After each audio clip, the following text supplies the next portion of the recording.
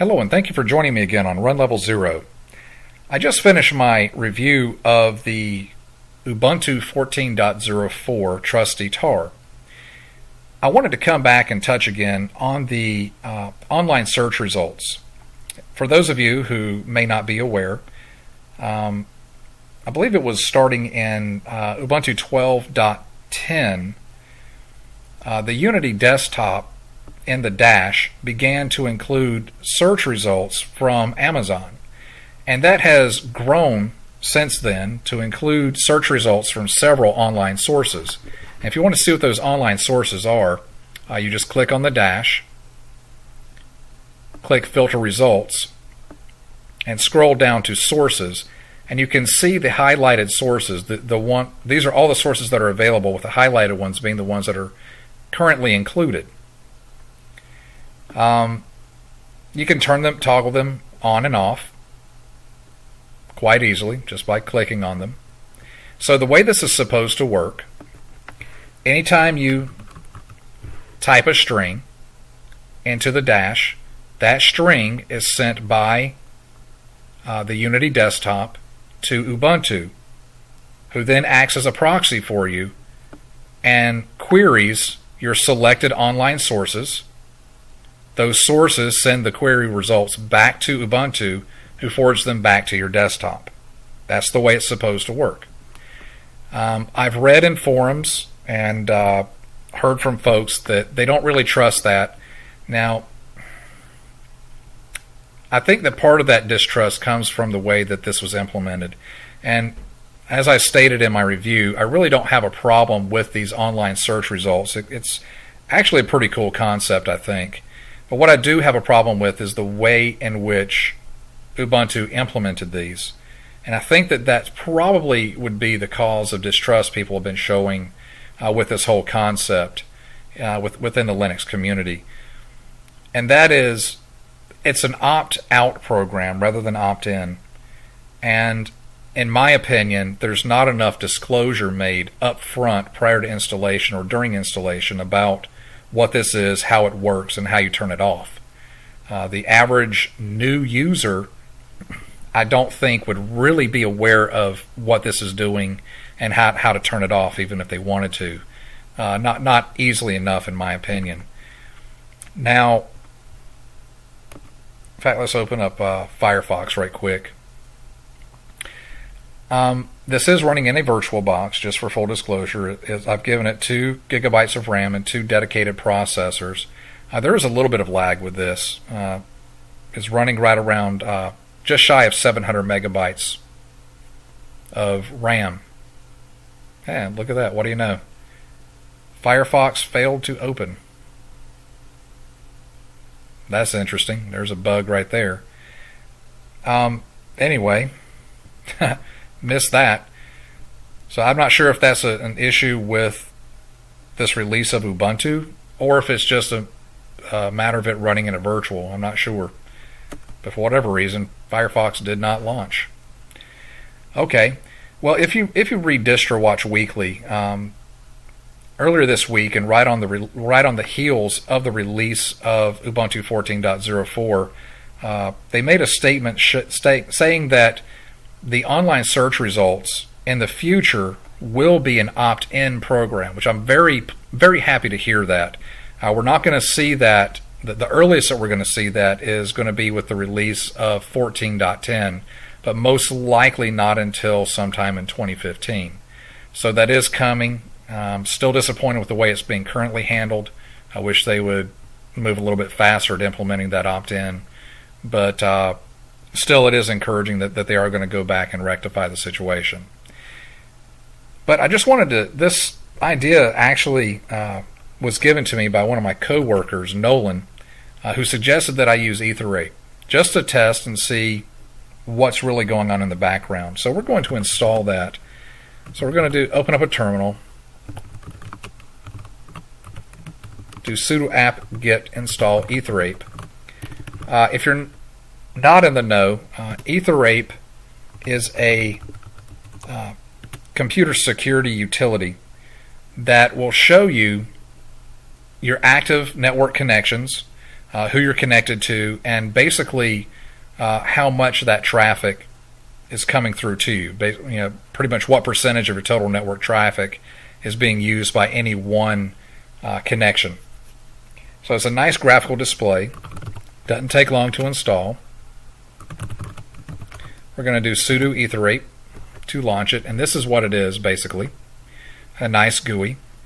You're going to go up to capture, look at your interfaces, and it should be, this one is Ethernet 0, which should be my only active network interface at this time. And right now what you're actually seeing in this black screen is a idle connection. So my computer at this time is not connecting to anything. So let's open up the dash and let's type in something. Test. And there we go. We can see the connections lighting up, and you see how this one swole up on us just for a little bit. That means it was taking up a larger percentage of the network connections. And you can see when we closed it out, we got even more connections. So what you're looking at here, this blue connection, the hub of it here is actually this computer, this virtual machine. The blue connection is the connection to my local router.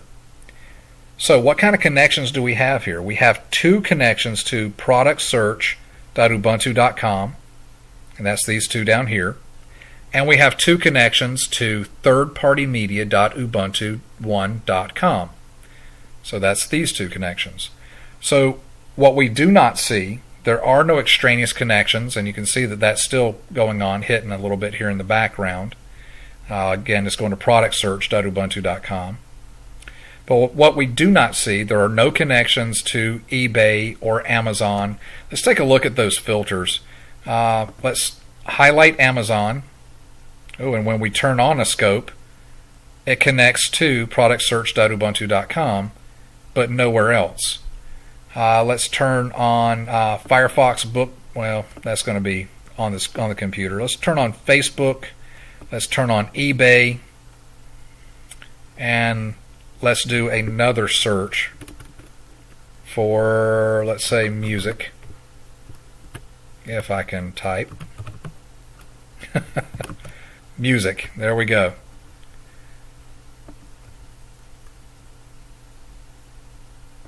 And again, there are no connections to Amazon, no connections to eBay, even though we had those searches active. So again, Ubuntu is doing what they said that they are doing. They're sending our search strings to productsearch.ubuntu.com, and we're getting the returns from thirdpartymedia.ubuntu.com. And you can see those connections going idle. That's what it means when those lines disappear. So, all right. On face value, it's doing what it says it's supposed to be doing. So what happens when we go into our system settings, privacy and security, search? Let's turn those online search results off. See, it just made a connection to productsearch.ubuntu1.com. Let's open the dash again. Search pics. Now that was interesting. For a moment there was an active connection to productsearch.ubuntu.com, but we see no return from the thirdpartymedia.ubuntu1.com. That's interesting. Let's go in and validate our system settings right quick. Search. The toggle says include online search results, and it's off. Okay. Let's try that again. Let's search for something else. Let's search for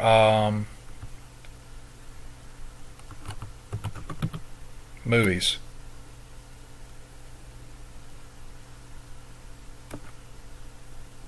Okay, nothing there.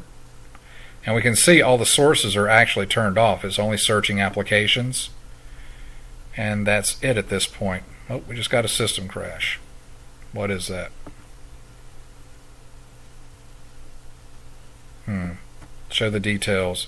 Unity Control Center. just had an error. Okay. So that was an unexpected result there. We have the online search results turned off. Yes, validated that. Maybe that's what that error was for. We can see our connection has gone idle again. Let's perform a couple more searches. Let's search for Google.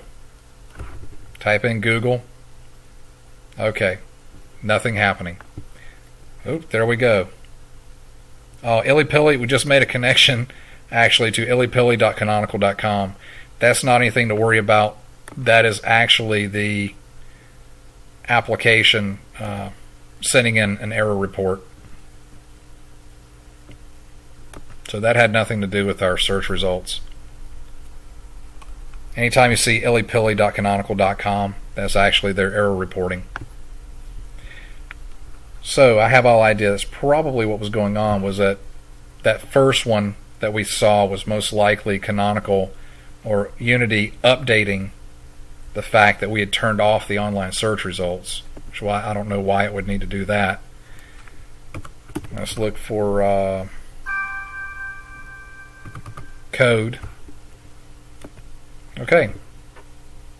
No online connections. So it appears that it is working the way that it's supposed to work.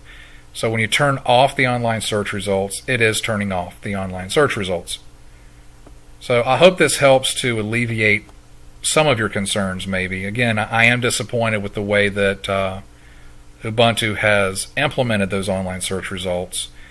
But, you know, the fact of the matter is, folks, everything from our web browsers to the websites we visit are spying on us in some way. Doesn't mean it's right, doesn't mean we have to be happy with it, but at least Canonical is moving in the right direction, making plans to rectify the situation. So I wouldn't be too concerned about the online search results at this point. Let me know what you think. Are you for it? Are you against it? Do you mind? Do you not mind? It's a matter of your personal choice. Thank you for joining me today. I hope to be with you soon for another video.